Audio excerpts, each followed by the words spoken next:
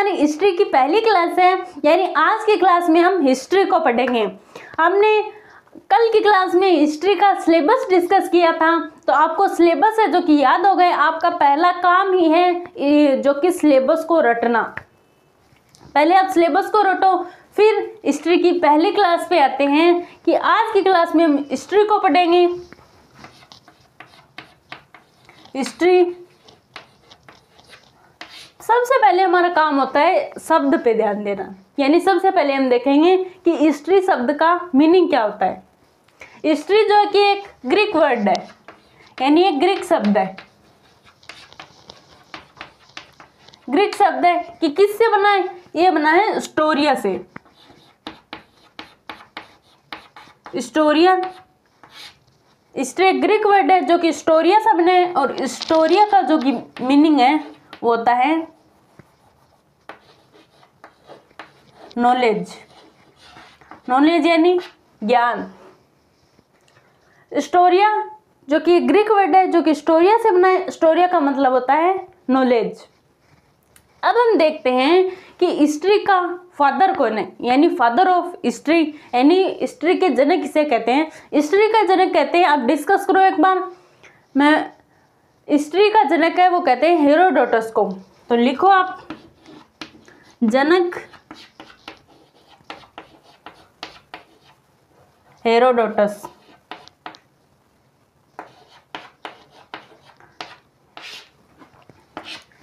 हमने हिस्ट्री की बेसिक जानकारी ले ली है। अब आते हैं हम सीधा टॉपिक पे। अब हम आते हैं कि पहले हम हिस्ट्री में एंशिएंट को पढ़ेंगे, फिर मिडिवल को पढ़ेंगे, फिर मॉडर्न को पढ़ेंगे, ताकि आपके सिलेबस के अनुसार आपका जो सिलेबस है वो याद भी हो जाए पूरा। और हम सबसे पहले मान लो मॉडर्न को पढ़ते हैं तो आपको पता नहीं होगा कि पीछे हुआ क्या था मध्यकालीन भारत में, प्राचीन कालीन भारत में।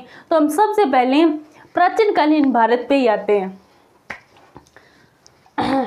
सबसे पहले यानी आज का टॉपिक हमारा रहेगा प्राचीन भारत।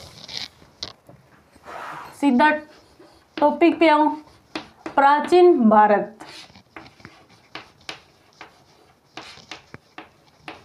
सबसे पहला टॉपिक होगा हमारा प्राचीन भारत, यानी पहले हम प्राचीन को पढ़ेंगे, फिर मध्यकालीन को पढ़ेंगे, फिर आधुनिक कालीन को पढ़ेंगे। तो हम प्राचीन भारत में हम सबसे पहले कहाँ से स्टार्ट करें, यानी हम कौन सा टॉपिक लेके पढ़े? तो आपके सिलेबस में साफ साफ दिया हुआ है कि सिंधु घाटी सभ्यता, यानी सिंधु घाटी सभ्यता से हमें पुरातात्विक ये हमें पढ़ने नहीं है, पुरातात्विक काल। हमें सीधा टॉपिक पे आना है, यानी हम सिलेबस के अकॉर्डिंग पढ़ेंगे। हम आपका सिलेबस कहता है कि सबसे पहले प्राचीन कालीन में सिंधु घाटी सभ्यता आएगा, तो हम टॉपिक पे आते हैं। हम सबसे पहले पढ़ते हैं सिंधु घाटी सभ्यता, इंडस वैली सिविलाइजेशन। सिंधु घाटी सभ्यता आपका प्राचीन भारत यही कहता है कि आप सबसे पहले सिंधु घाटी सभ्यता को पढ़ो। अब हम सिंधु घाटी सभ्यता पे आते हैं कि ये सिंधु घाटी सभ्यता है जो कि विश्व की प्राचीन सभ्यताओं में से एक है। लेकिन विश्व की सबसे प्राचीन सभ्यता कौन सी है? विश्व की सबसे प्राचीन सभ्यता है मेसोपोटामिया, और ये सबसे प्राचीन सभ्यताओं में से एक है।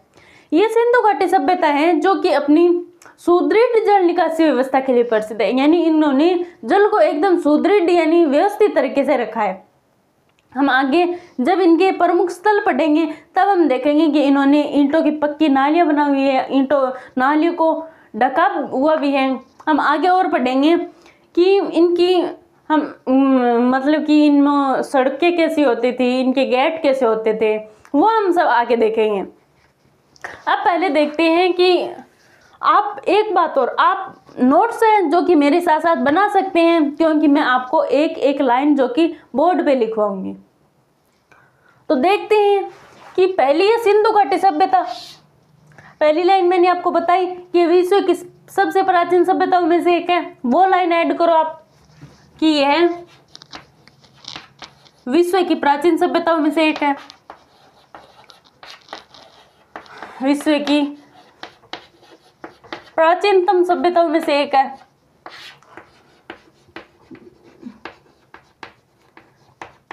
प्राचीनतम सभ्यताओं में से एक है। आप कोष्टक में लिख सकते हो प्राचीन सभ्यता कौन सी है, मेसोपोटामिया। अगली है हमारी लाइन है कि ये सभ्यता है जो अपनी सुदृढ़ जल निकासी व्यवस्था के लिए प्रसिद्ध है। तो एक लाइन आप ये भी ऐड करो, यह है अपनी सुदृढ़ जल निकासी व्यवस्था के लिए प्रसिद्ध है। यानी इन्होंने जल का एकदम व्यवस्थित तरीके से कैसे रखा है वो हम आगे पढ़ेंगे। जल निकासी व्यवस्था के लिए प्रसिद्ध है।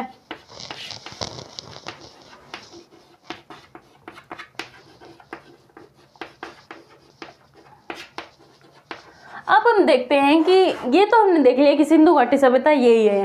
अब देखते हैं कि सिंधु घाटी सभ्यता की पहले खोज किसने की, यानी पहला ऐसा कौन सा बंदा आया था जिन्होंने खोज की थी।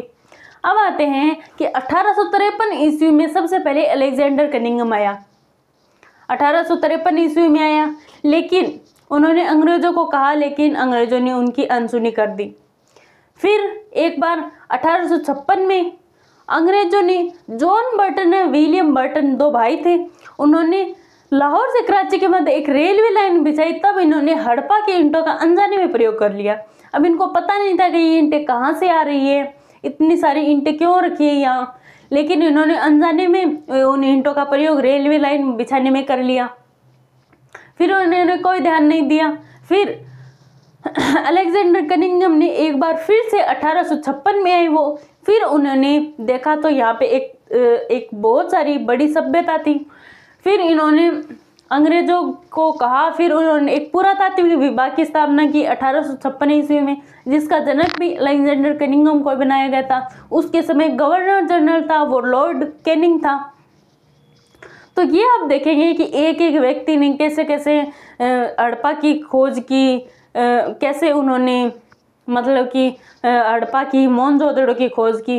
वैसे हम देखते हैं, पहले हम देखते हैं कि इसकी खोज किसने की वो हमने समझा। अब हम इसको हम लिखते हैं कि 1853 ईस्वी में अलेक्जेंडर कनिंघम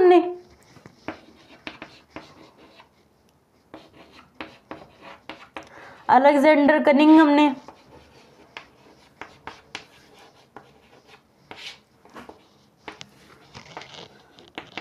हड़प्पा की खोज का प्रयास किया था।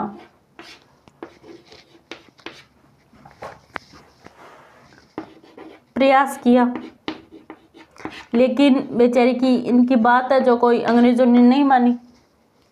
फिर आते हैं 1856 ईस्वी में जॉन बर्टन व विलियम बर्टन, दो भाई आते हैं। जॉन बर्टन व विलियम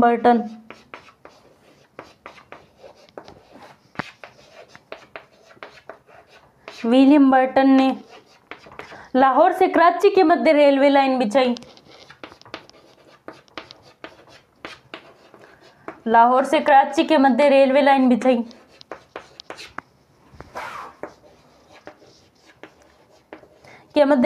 तब इन्होंने अनजाने में हड़प्पा की ईंटों का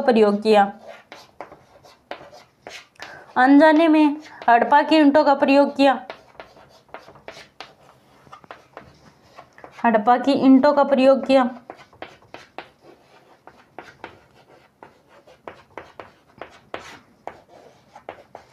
फिर इन्होंने देखा कि यहाँ पे ईंटें निकल रही है, कहाँ से निकल रही है, इन्होंने कुछ भी प्रयास नहीं किया। लेकिन एक बार फिर अलेक्जेंडर कनिंघम आया 1856 ईस्वी में।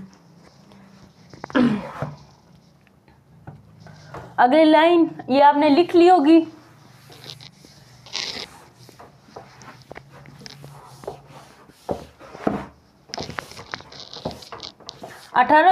ईस्वी में एक बार फिर अलेक्जेंडर कनिंघम आया।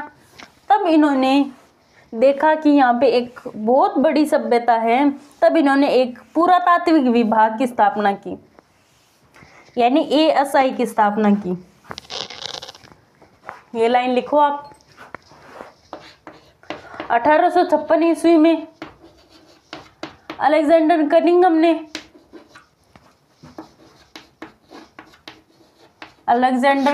ने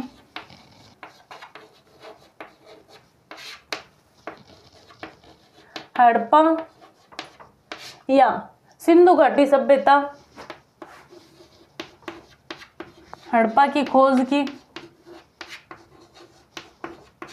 हड़प्पा या सिंधु घाटी। और इन्होंने 1856 ईस्वी में भारतीय पुरातात्विक विभाग की स्थापना की। भारतीय पुरातात्विक विभाग की स्थापना की।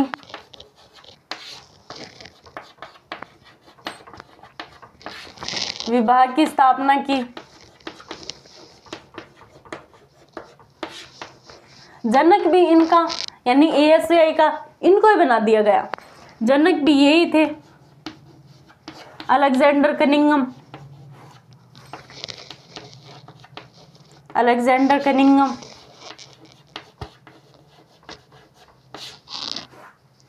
इसके समय लॉर्ड जनरल था, वो था लॉर्ड कैनिंग। यानी गवर्नर जनरल कौन था?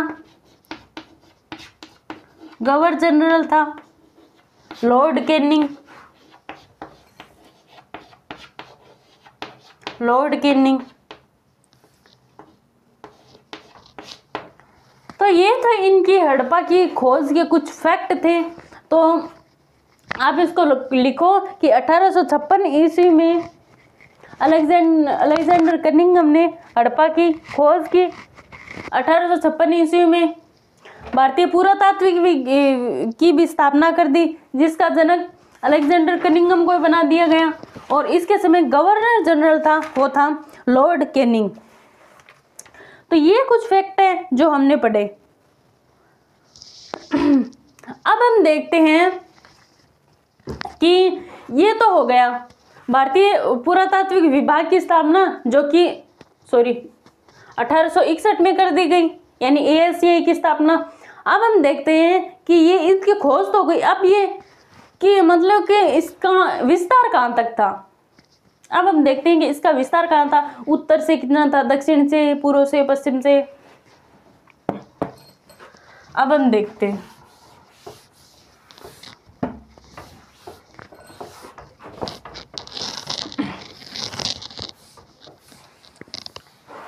पहले हम आते हैं कि हड़प्पा है यानी सिंधु घाटी सभ्यता है, वो कितने क्षेत्र में विस्तृत थी। ये विस्तृत थी जो कि 13 लाख वर्ग किलोमीटर में स्थित थी। 13 लाख वर्ग किलोमीटर में विस्तृत थी क्या? सिंधु घाटी सभ्यता।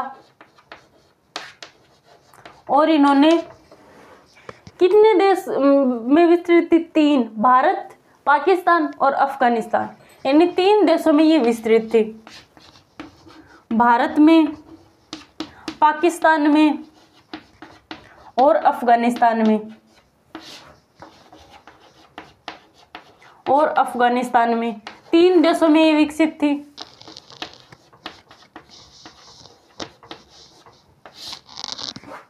अब हम देखते हैं कि इसके उत्तरी छोर कौन था, दक्षिण छोर। ये 13 लाख वर्ग किलोमीटर में फैली हुई थी, यानी सभ्यता तो बहुत बड़ी थी और ये 3 देशों में विस्तृत थी।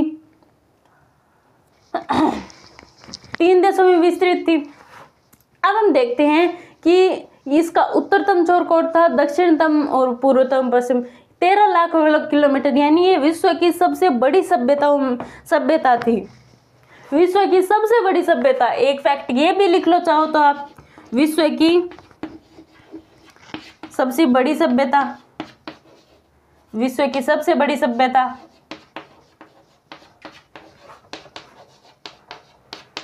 सबसे बड़ी सभ्यता थी ये। तो ये इसका मतलब सभ्यता तो बहुत बड़ी थी। अब हम देखते हैं कि ये इसका उत्तरतम छोर कौन था, दक्षिणतम, पूर्व और पश्चिम।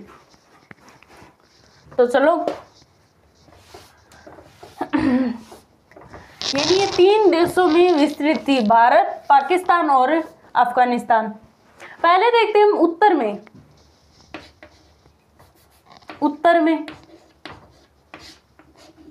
भारत के उत्तर में एक जगह आती है जिसका नाम है मांडा, जो कि कश्मीर में।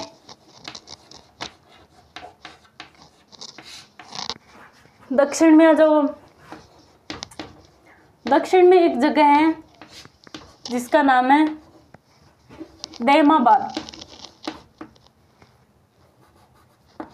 दहमाबाद जो कि महाराष्ट्र में है।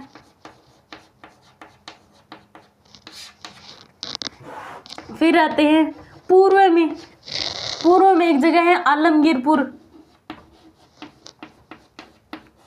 आलमगीरपुर जो कि यूपी में है। पश्चिम में, पश्चिम में एक जगह है सुतका गंडोर, सुतका गंडोर जो कि बलूचिस्तान में है,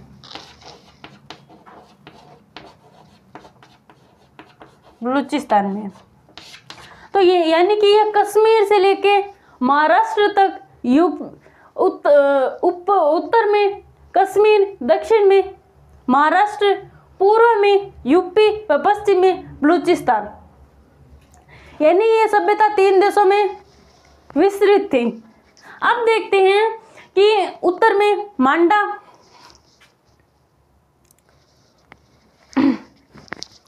उत्तर में मांडा यानी कश्मीर में, ये मांडा कौन सी नदी के किनारे है? ये चिनाब नदी के किनारे, चिनाब नदी। दक्षिण में दहमाबाद, ये दहमाबाद जो कि प्रवरा नदी के किनारे है। आलमगीरपुर जो कि हिंडन नदी के किनारे है, हिंडन नदी के किनारे है। सुतका गंडोर जो कि ये आपके उत्तर में जो कि चिनाब नदी, दक्षिण में प्रवरा नदी और पूर्व में हिंडन नदी व पश्चिम में आती है आपके, पश्चिम में आती है दास्क नदी, दास्क नदी। उत्तर में चिनाब नदी जो कि इसके तट पर मांडा है, दहमाबाद के तट पर प्रवरा नदी है, आलमगीर के तट पर हिंडन नदी है व सुतका गंडोर के तट पर दास्क नदी है। अब देखते हैं कि ये कितनी पुरानी है। ये माना जाता है इसकी जो यानी ये कितनी पुरानी है, 1900 ईसा पूर्व से यानी 2900 ईसा पूर्व से 1900 ईसा पूर्व तक की इसकी जो कि ये मानी जाती है न्यू एनसीईआरटी के अनुसार। यानी ये 2900 ईसा पूर्व से 2900 ईसा पूर्व से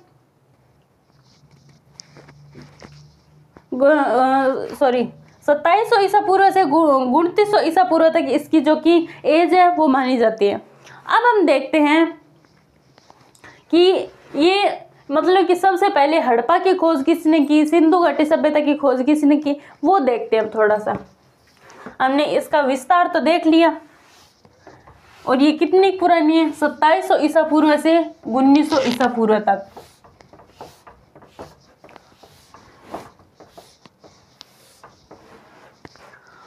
अब हम देखते हैं कि 1921 ईस्वी में दयाराम साहनी ने हड़प्पा की खोज की। किसकी? हड़प्पा की, हड़प्पा की खोज की। 1922 ईस्वी में राखालदास बनर्जी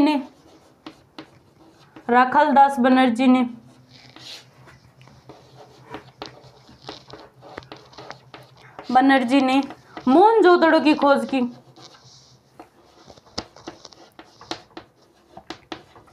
मोहनजोदड़ो की खोज की।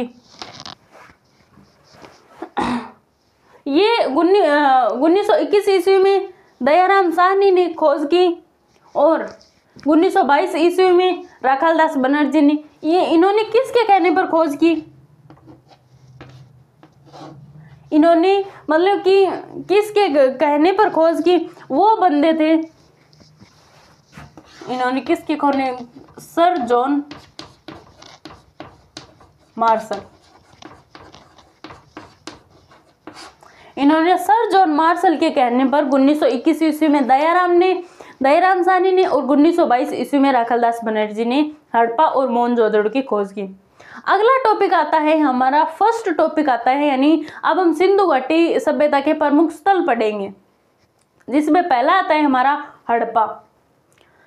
तो चलिए पहली हेडिंग डालिए, हड़प्पा।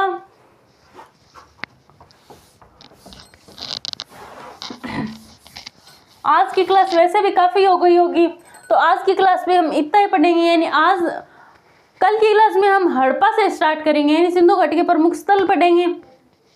आज की क्लास में हम इतना ही पढ़ेंगे। आपको अगर इस टॉपिक अगर पूरा हो जाएगा तो आपको इस टॉपिक की क्विज मिलेगी, जो कि आपको टेलीग्राम चैनल पर मिलेगी। टेलीग्राम चैनल की लिंक है जो कि वीडियो के डिस्क्रिप्शन में दी गई है। और आप चैनल पर नए हैं तो चैनल को सब्सक्राइब कीजिए और अपने दोस्तों के साथ ज़्यादा से ज़्यादा शेयर कीजिए, ताकि वो भी एनटीपीसी का जो सिलेबस है जो कि पूरा कर सके। तो आज की क्लास में इतना ही, मिलते हैं नेक्स्ट क्लास में, तब तक के लिए जय हिंद, राधे राधे।